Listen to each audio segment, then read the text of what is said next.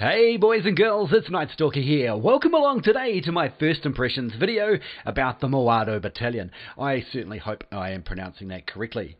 So my first impressions of these guys are that they are rock solid. I absolutely love them. They do tons of damage and they can absorb a lot of punishment as well. I feel that they're, out of the 10 games I've played with them so far, they feel like what Celadars should be, right? And I really like this unit, and I think I'm going to be using it for quite some time to come. But without further ado, let's play some of these clips. I've got 3 here today, 2 great games and one where I've stress tested them to see what sort of punishment they can take, and hopefully it can give you a bit of information on whether or not you'd like to go up all the challenge paths towards this unit. Let's get on to some clips. Okay, so here we are on Linworth Fortress. Check it out. We're going to have a bit of a play with these guys. Now this one here was actually my very first game with this unit, so you'll notice that I'm quite hesitant and not quite sure of the unit's abilities here. But let me show you what we can do. So first things first, we come on in, and well, there's nothing much happening here. I'm a little bit hesitant because I don't know how tough the unit is at this point, right? We see the supply points open, so we might as well go and capture that before we head on up and push up the wall. So one of the very first things about this unit is it's rather slow. If you've got a sprint doctrine, you might actually be, this is a good unit to sort of consider to put it on. Definitely think. They're not like these Grandpa Garrison fellas here. Look how quick they are compared to the Moado. They're not terminally slow, like they're not Imperial Pike Guard slow, but they're certainly not fast. So of their abilities, the number 1 puts them into sort of a brace, and it's a rotating brace. So if they're facing one way and the enemy try and attack them from the other side, they will actually turn around and remain in brace.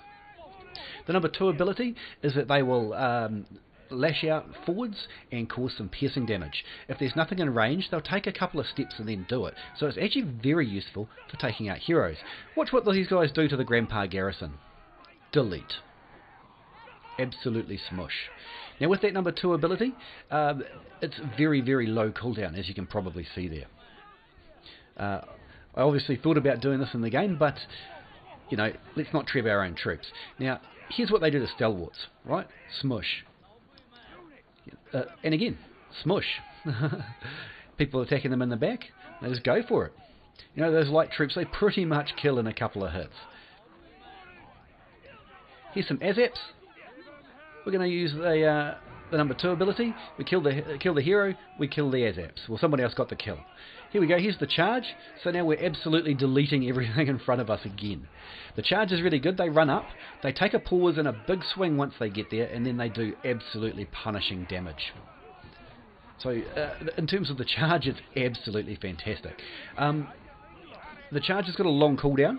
I'm using the top line on these guys, and I'm finding that quite useful. I haven't tried the bottom line yet, but I'll do that when I get round to making a full video about this unit. I've got to play heaps more games before I can give you a genuine and realistic opinion of how they play. Right now, it's a first impressions, very much. As you notice, that number 2 ability, very quick cooldown, something like 4 seconds.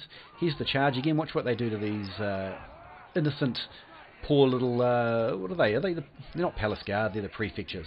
But they destroy them in seconds, right?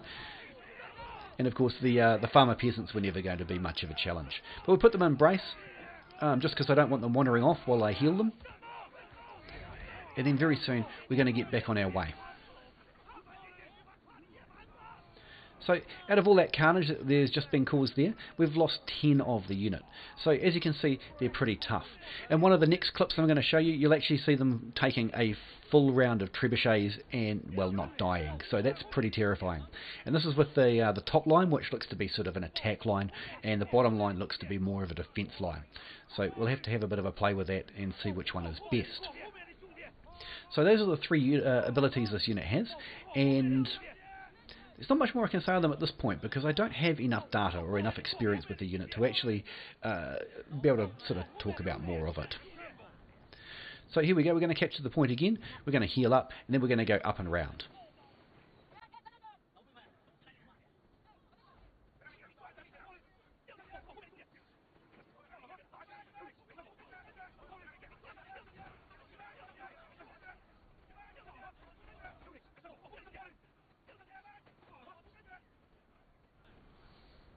Right, and here we are with our travelling done.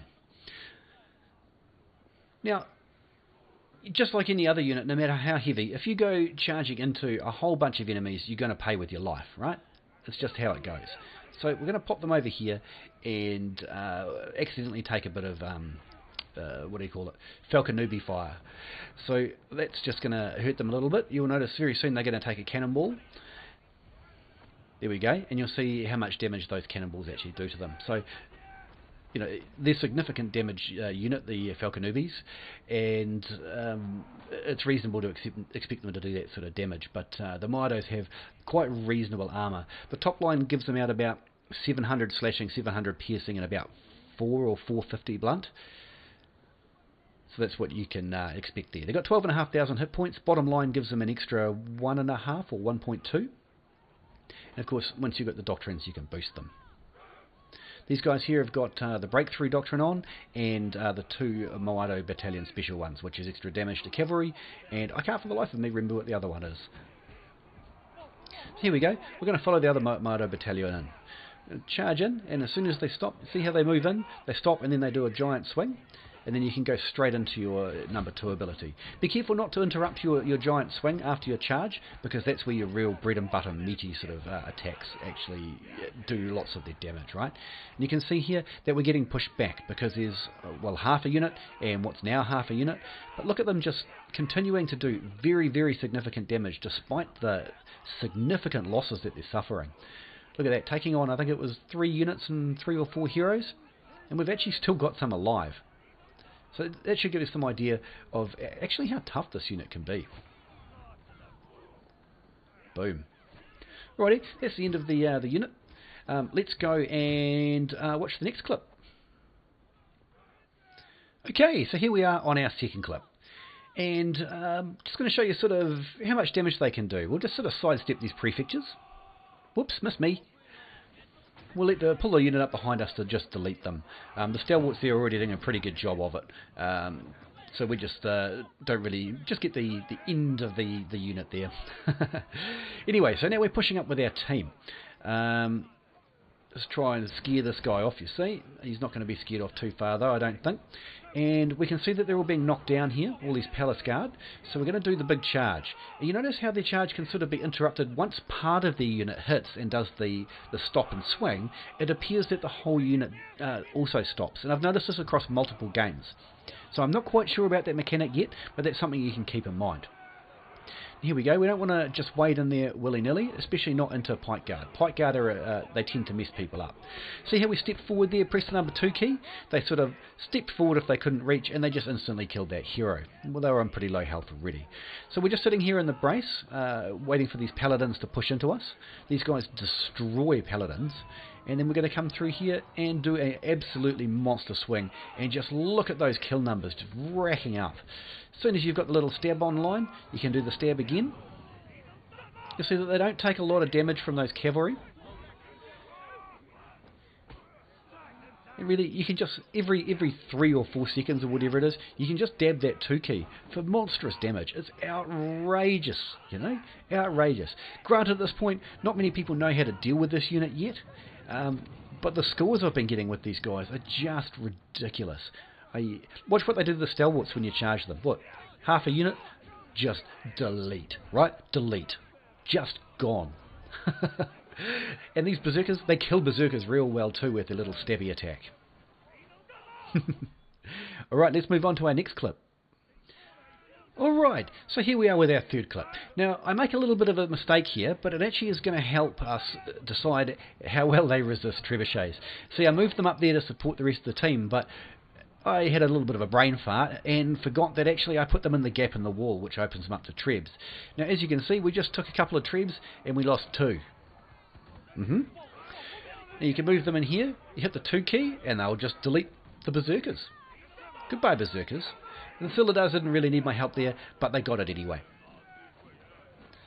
So here we go. The enemy team are pushing hard on our A point, and it's up to us to defend them. I have no time to go back and heal, so we're kind of caught into this this little corner here behind the Grandpa garrison.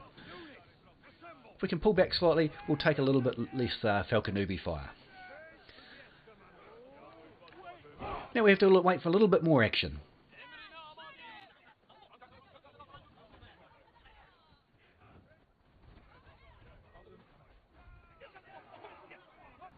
Alright, and here we go.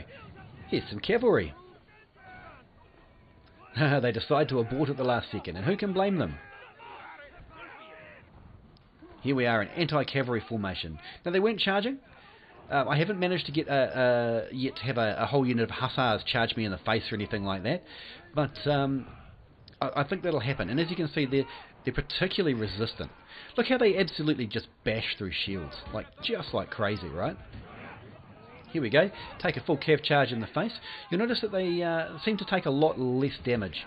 And watch how, see, even though I've made a big mistake here and I've got all surrounded, look how long they lasted. There's not many units, I don't think, that would actually last in that sort of punishment. Especially to be able to get the amount of kills that they still did as well.